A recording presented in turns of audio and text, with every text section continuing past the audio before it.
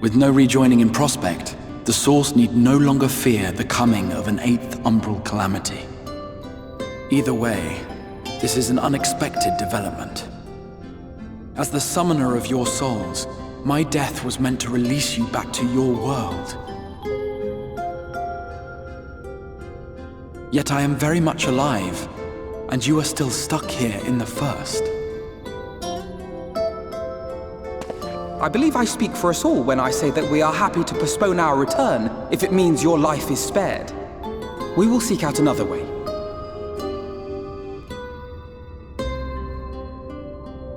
So, you'll just have to make the journey alone for the moment. Send word when you've resummoned our friend. Oh, and do try to ensure he arrives within the city next time. Of course! I shall strive for utmost accuracy.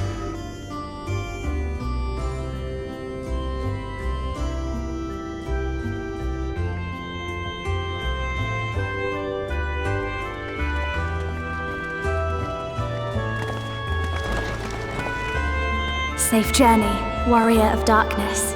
I hope to see you again soon.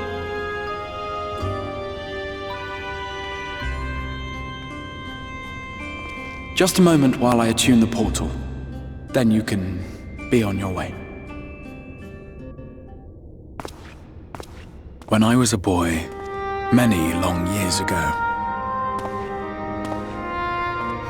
And then one day, an all but forgotten dream from my youth stood before me in the flesh.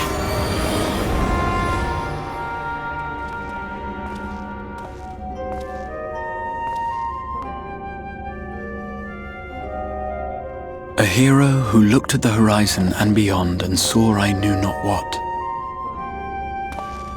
All I knew was that I would give anything to stand at that hero's side.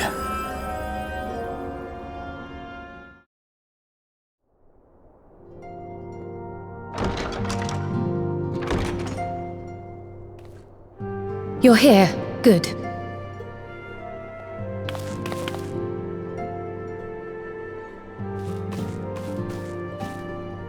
So, how are they? Still locked in slumber, but otherwise in good physical health. For the present, at least. For the present? Oh no, is something wrong with them? I'm afraid there may be.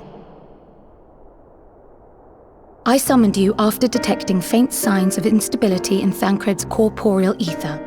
But subsequent examination suggested all 5 might be affected. And when I examined them just now, my fears were confirmed. Though I can but speculate, I fear this may be a symptom of a weakening link between body and soul.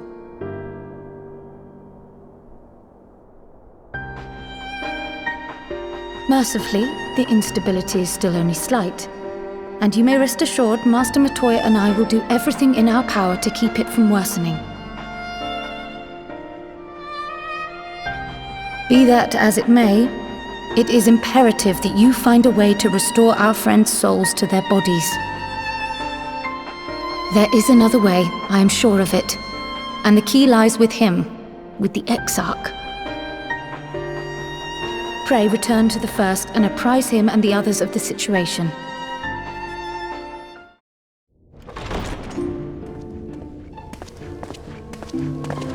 Pray excuse my late arrival.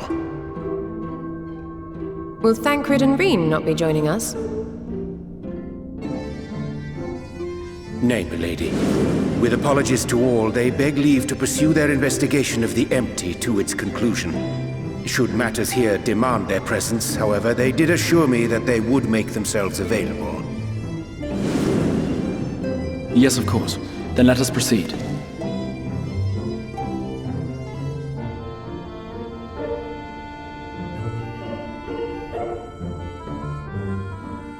Rather than dwelling upon the multiple failed attempts at transference, I think it would behoove us to focus on the solitary success.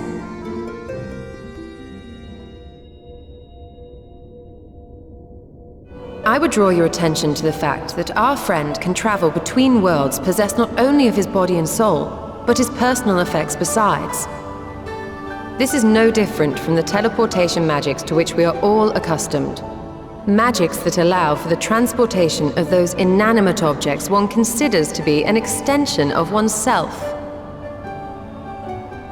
Are you suggesting that simply by considering us his possessions, he could carry our souls back to the source upon his person? Yet, were we to immure our souls within an object in his possession, mayhap then our safe passage could be assured. White auracite would, I believe, serve as a suitable vessel for this purpose. It was conceived to imprison the massy soul of an Ascian, and should house one of ours with relative ease.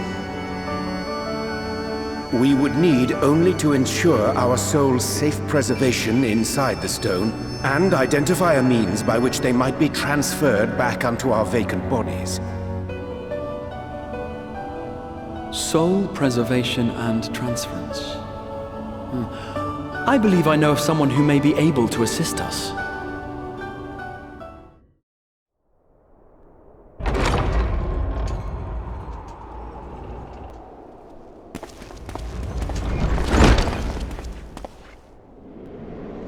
That was my fiercest familiar. Oh, impressive.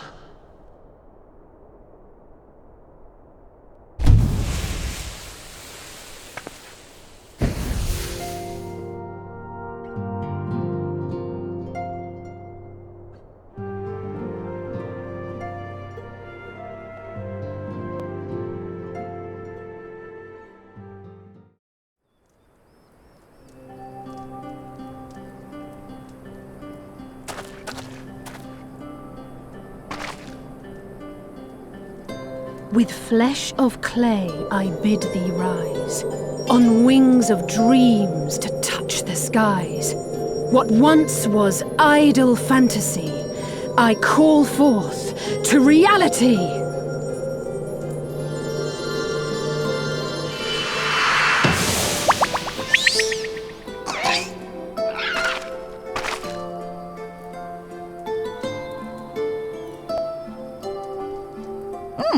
Not bad for a first attempt.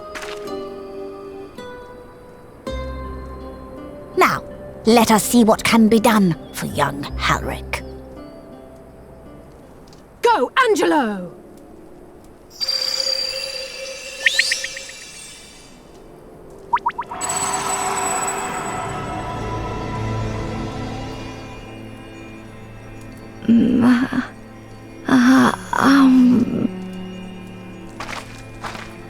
Mother,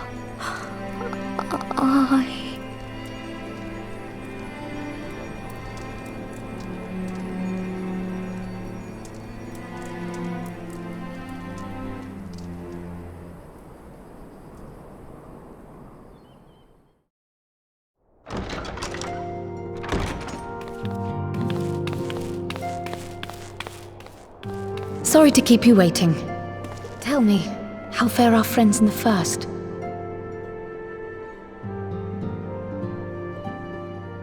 So this Becklug's the first to lead an authority on soulcraft, are they? Oh, you're back.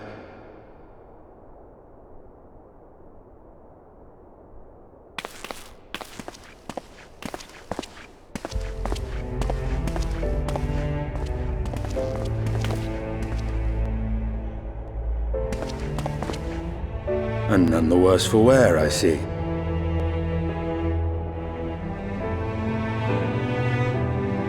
Estinien! Oh, thank the gods! We've been worried sick. Did you lose your link pearl or something? The situation in Garlemald has become more complicated. I was making my escape from the capital when I ran into one of yours, Riol. He thought it best we come straight here. More complicated how?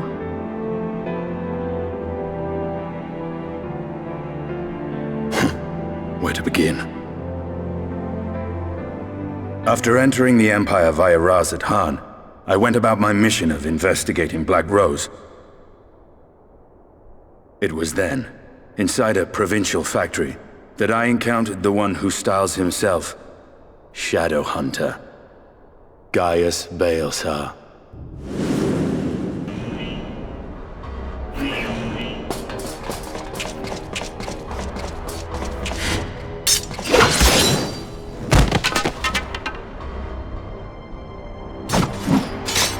Stay your weapon. We are not your enemy.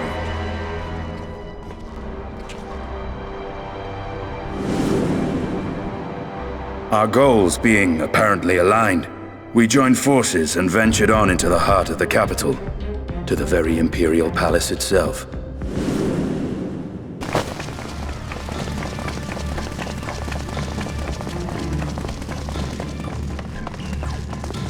There, we found a man whom all assumed dead. But his soul lives on, and he has wrested back his flesh. Zenos ye Galvus. Any and all who interfere with my hunt will not do so twice! Nor did the surprises end there. For no sooner had we arrived than he murdered his sire in cold blood. The Emperor is dead. This sent Gaius into a rage, and he charged in, blade drawn. Zenos!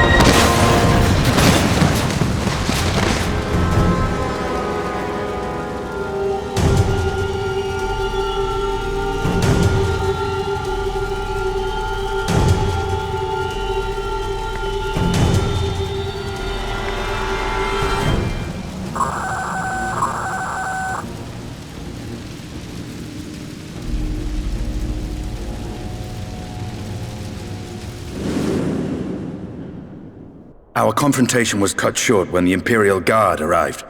It was then that Zenos took his leave, citing boredom.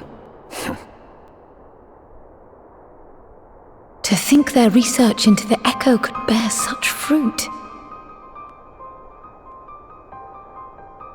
Escaping death, jumping from one body to the next, and returning to his own after all this time. He is an Ascian in all but name. It beggars belief, aye. But no more than a hero traversing the rift between worlds. My concerns are far more prosaic.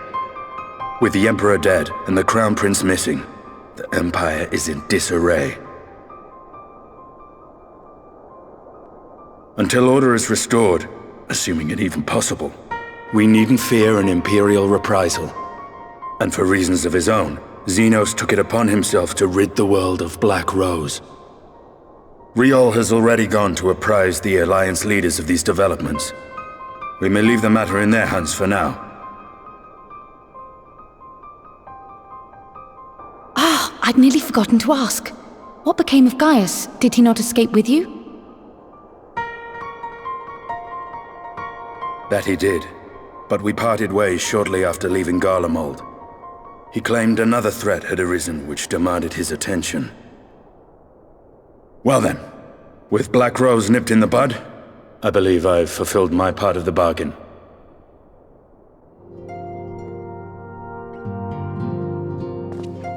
Thank you for your help then, Estinien. I see why Alphino admires you so.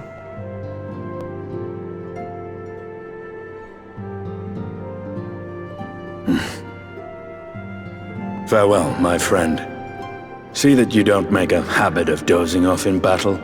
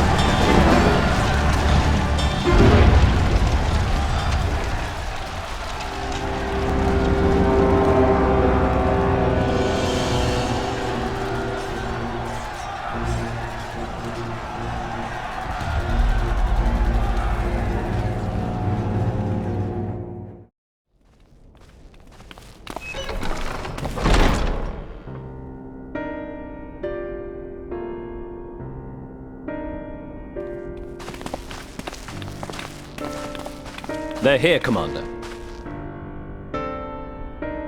And I for one am grateful that they are. Told you've been busy since our paths last crossed at the Gimlet Dark.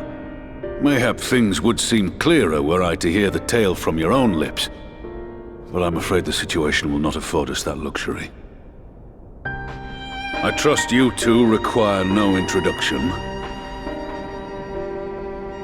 We meet again, hero of Eorzea. As you are doubtless aware, Sir Estinien and I cooperated to rid the world of Black Rose in your absence.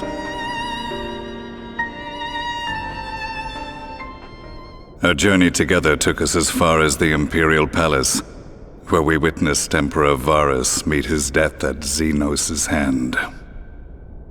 Being the sole witnesses to this crime, and in no position to defend our innocence, we were then forced to flee, each pursuing his own avenue of escape. When we were later reunited, Estinien claimed to have encountered an unfamiliar kind of machina during his flight, but to me his description seemed anything but, and upon further investigation I found that I was right.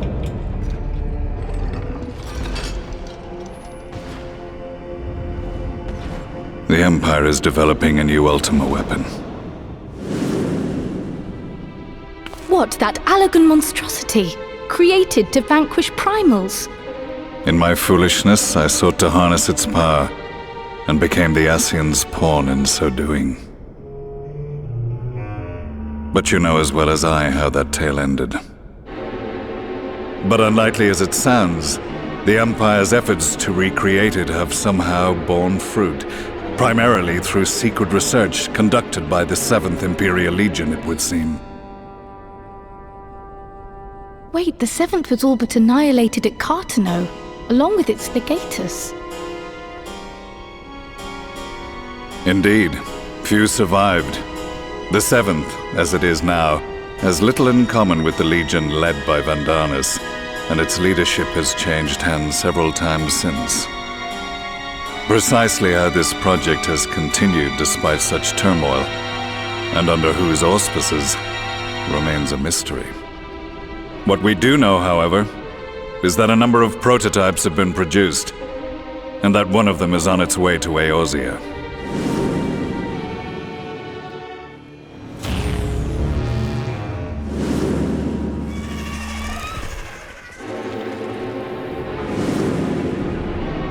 We attempted to stop it, but it was all we could do to slow its progress, so we resolved instead to bring you warning.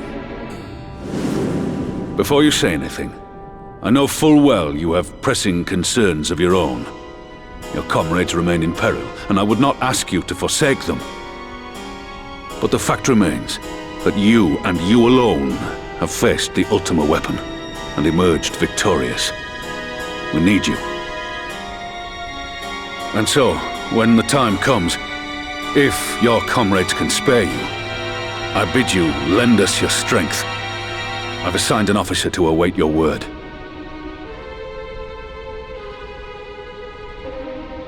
The Ascian's downfall was to be the work of my remaining days, but it was my hand that kindled these flames, and I cannot allow them to spread any further. I will do what I must to see this mistake consigned to history once and for all, even if it means begging your aid.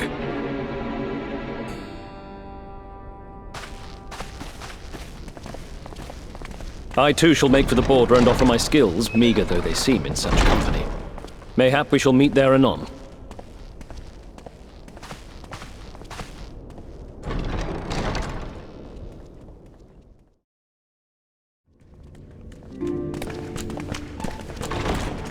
Now that we are all here, what news from the source?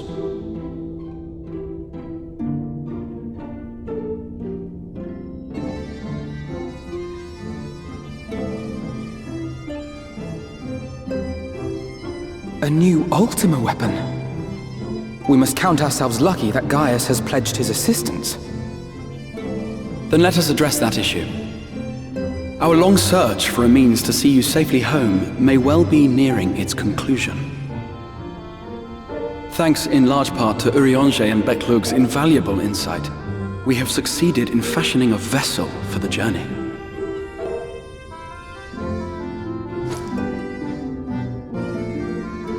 We set out to create a crystalline container retaining the more useful properties of white aurosite, but without its regrettable limitations. And after a good deal of trial and error, we made one.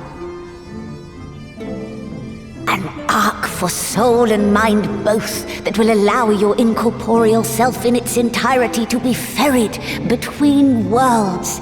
A spirit vessel, if you will. However?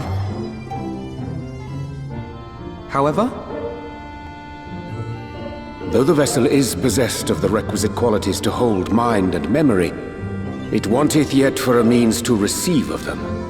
For that, we must needs imbue it with the Exarch's innate gift. A gift that lives on only through the blood of the Garlean Emperors, which certainly does not flow within aurosite or any other crystal. That being the case, we must either alter the process of inheritance so as to require no such thing, or determine a means by which my blood may permeate the vessel. I am hopeful that the records found within this tower will yield the knowledge we require to pursue one or the other of these avenues. I can only reaffirm my promise to you that a solution will be found. Whatever it takes, I will see you safely home.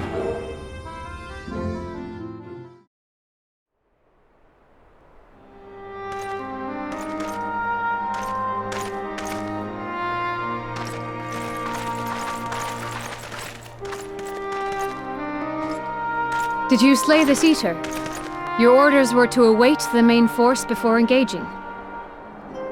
No, Captain. It wasn't us, I swear it. A man came out of nowhere and cut it down before we knew what was happening.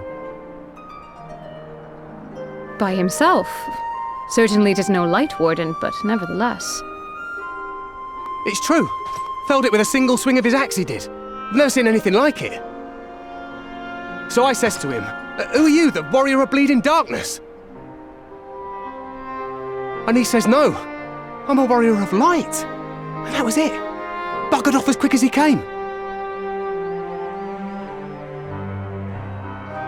A warrior of light? Why would someone go around calling himself that, though? It was those bastards who caused the flood. I mean, if you were going to pretend to be anyone, it'd be him, the warrior of darkness. Hey? Oh, I didn't know. It's an honor.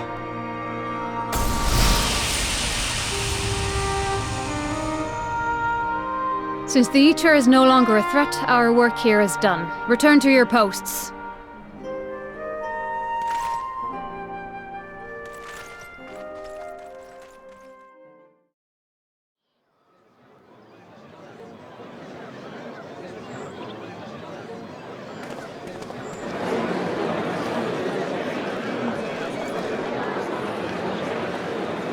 Yes, this looks to be nearly everyone.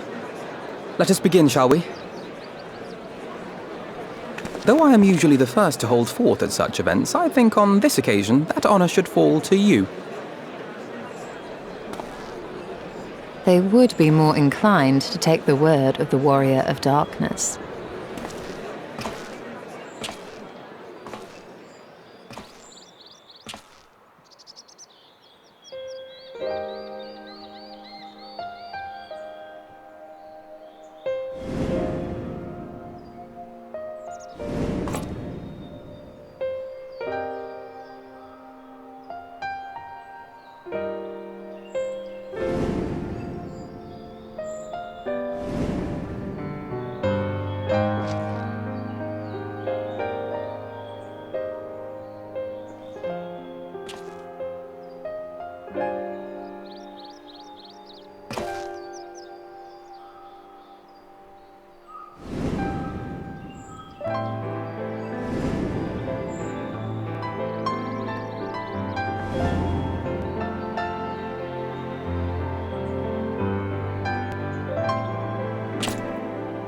Wicked White. The Warriors of Light did all that? So they never... I mean, they only ever wanted to help. And when everything they'd done turned to ash, they still carried on. They gave everything to stop the flood. First their lives, then their souls. And they managed it too, in the end. They saved us. And we cursed their names.